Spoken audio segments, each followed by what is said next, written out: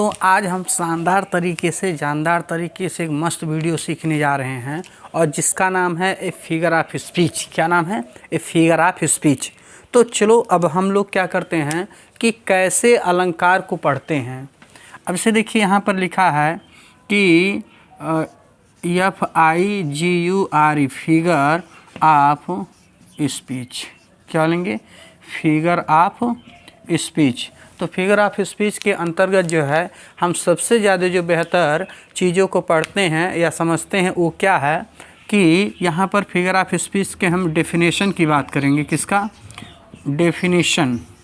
Definition का मतलब होता है परिभाषा, और परिभाषा की हम बात करेंगे कि कैसा हम परिभाषा जो है बेहतर दे सकते हैं।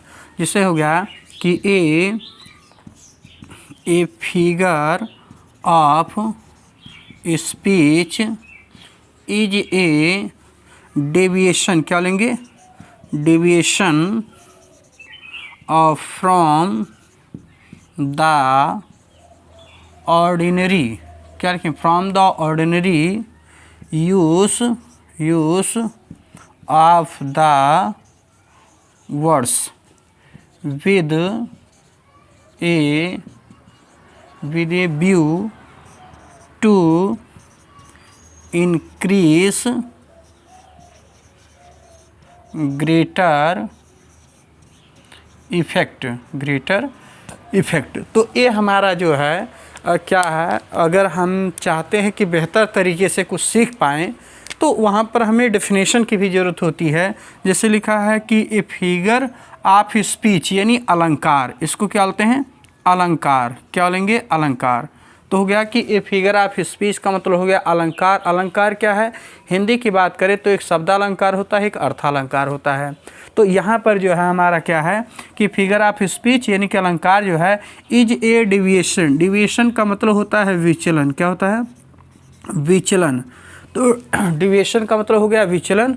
और फ्रॉम द ऑर्डिनरी, ऑर्डिनरी माने साधारण शब्दों से, यूज़ ऑफ द वर्ड्स यानी जो शब्दों का साधारण प्रयोग किया जाता है उसमें जो है क्या हो, डिविएशन हो, विचलन हो जाए। विद ए क्या? विद ए व्यू की वजह से क्या होता है? Increase greater effect.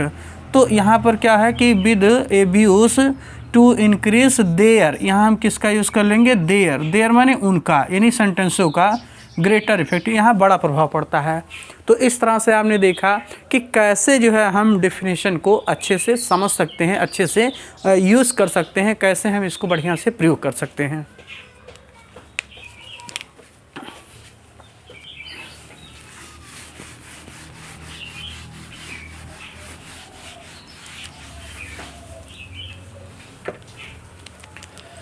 तो दोस्तों जैसा कि आप देख रहे हैं कि हमने जो है फिगर ऑफ स्पीच का डेफिनेशन पढ़ा। अब हम जो है सीखने जा रहे हैं कि जैसे जो आपका फिगर ऑफ स्पीच होता है FOS, इसको बोलते हैं क्या? फिगर ऑफ स्पीच यानी FOS, फिगर ऑफ स्पीच। तो फिगर ऑफ स्पीच में क्या होता है कि इसको हम जब सीखते हैं तो इसको हम बोलते हैं SHAMPOO। तो ये हो गया हमारा शैम्पू। क्या हो गया? शैम्पू। तो इसको हम बोलते हैं शैम्पू। तो जैसे शैम्पू लगाने से हम क्या करते हैं, हमारे बाल चमकने लगते हैं बढ़िया से, मस्त एकदम, और लाइट उसमें आ जाता है। तो उसी तरह से जो है शब्दों वाक्य बोलते समय हम कम्युनिकेशन स्किल के टाइम अगर हम इस शैम्पू को यानी फिगर ऑफ स्पीच अलंकार को यूज़ करते हैं तो हमारी जो है कम्युनिकेशन स्किल में भी क्या होता है, 4 चांद लग जाता है। जैसे यहाँ लिखा है शैम्पू। शैम्पू में यस जो हमारा है ये शिमली होता है। शिमली का मतलब आप जानते हैं कि इसमें क्या मिलेगा कि एज या एज अथवा केवल एज अथवा सो या सो एज भी आपको सो एज या लाइक, ये हमारे क्या होते हैं कि सिमिली के जो है हमारे क्या होते हैं, इसको बोलते हैं इंडिकेटर। क्या बोलते हैं? इंडिकेटर बोलते हैं। फिर हमारा हाइपरबोल होता है जिसको हम बोलते हैं अतिशयोक्ति। क्या बोलते हैं? अतिशयोक्ति अलंकार। अतिशयोक्ति अलंकार का मतलब ये हो गया दोस्तों कि इसमें जो है टोटली जो है क्या बोलते हैं कि इतना बढ़ा चढ़ा कर बोलते हैं कि लोग जो है क्या करें कि उसको समझ से बाहर हो जाए, जिसको बोलते हैं भौकाल मारना। तो यहाँ फिर हमारा होता है एपोस्ट्रॉफी। एपोस्ट्रॉफी में क्या होता है कि एड्रेसिंग, ADDRESSING, एड्रेसिंग। तो एपोस्ट्रॉफी में एड्रेसिंग होता है यानी संबोधन, क्या बोलते हैं हम, संबोधन। तो संबोधन के तौर पे हम एड्रेसिंग करते हैं जो हमारे नॉन लिविंग हो, क्या हो, नॉन लिविंग हो या कोई डेड हो या एब्स्ट्रैक्ट जिसको बोलते हैं, तो इनको अगर हम संबोधित करके पुकारें, बुलाएं, पुकारा जाता है तो एड्रेसिंग है। फिर आपका आता है मेटाफर। मेटाफर का मतलब होता है कि जैसे सिमिली में एज या एज सो ये सब यूज होता है, यहाँ पर इनका प्रयोग नहीं होता है। इनकी मेटाफर बिना एज इनकी जो है प्रयोग किया जाता है। मेटाफर में क्या होता है कि यहाँ हम यूज नहीं, जैसे हो गया कि यू आर स्टार इन माँ फैमिली, क्या लिखेंगे, यू आर स्टार इन माँ फैमिली। तो यहाँ पर आपको स्टार बोल दिया गया, स्टार की तरह नहीं बल्कि स्टार ही बोल दिया गया। तो ये हमारा क्या हो गया, मेटाफर हो गया, जिसमें एज हो गया या एज हो गया, इनका प्रयोग नहीं किया जाता है। लाइक सो दैट का प्रयोग नहीं किया जाता है।